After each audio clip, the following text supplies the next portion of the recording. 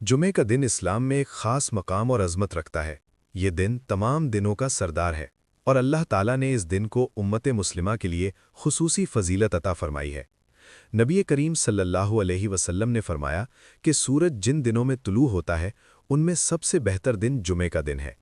इसी दिन हज़रत आदम अलैहिस्सलाम को पैदा किया गया, इसी दिन उन्हें जन्नत में दाखिल किया गया और इसी दिन ज़मीन पर उतारा गया। ये दिन हमें हमारी इब्तदा, हमारी जिम्मेदारी और हमारी आखिरत की याद दिलाता है।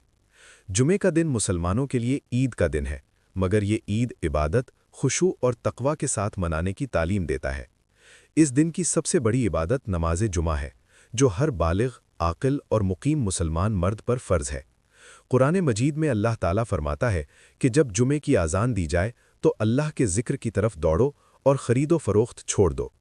इस आयत से मालूम होता है कि जुमे की नमाज दुनियावी मशागिल पर फ़ौक़ियत रखती है और इसमें कोताही करना बहुत बड़े नुकसान के सबब बन सकता है।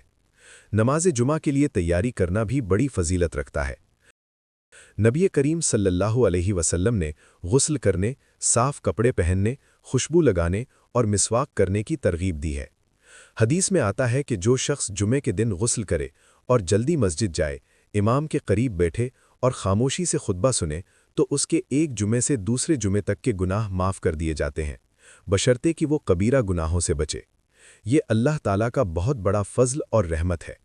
जुमे के दिन एक ख़ास घड़ी ऐसी है जिसमें दुआ कबूल होती है। नबी करीम सल्लल्लाहु अलैहि वसल्लम ने फरमाया कि इस दिन एक वक्त ऐसा आता है कि अगर कोई मुसलमान बंदा इस वक्त अल्लाह से कोई खैर मांगे तो अल्लाह उसे ज़रूर अता फरमाता है। उलमा ने इस वक्त के बारे में मुख्तलिफ आरा बयान की हैं, लेकिन ज़्यादा राजिह कौल ये है कि ये घड़ी असर के बाद से मगरिब तक के वक्त में होती है। इसलिए हमें चाहिए कि जुमे के दिन खुसूसन असर के बाद दुआ, ज़िक्र और इस्तिग़फ़ार में मशगूल रहें। जुमे के दिन सूरतुल कहफ़ की तिलावत की भी ख़ास फ़जीलत बयान की गई है। हदीस के मुताबिक जो शख्स जुमे के दिन सूरतुल कहफ़ पढ़ता है, अल्लाह ताला उसके लिए 2 जुमों के दरमियान नूर अता फरमा देता है। ये नूर हिदायत, हिफाजत और दिल के इत्मीनान का ज़रिया बनता है।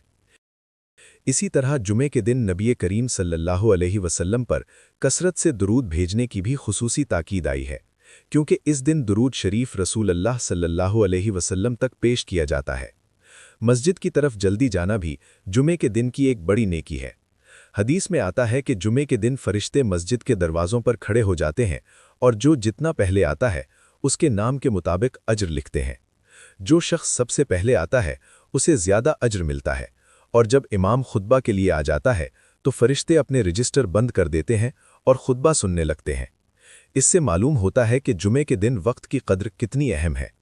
जुमे का दिन हमें इत्तेहाद, उखुवत और इज्तिमाई इबादत का दर्स देता है।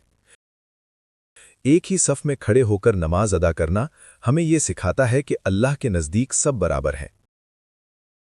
अमीर हो या गरीब, सब एक ही क़िबले की तरफ झुकते हैं।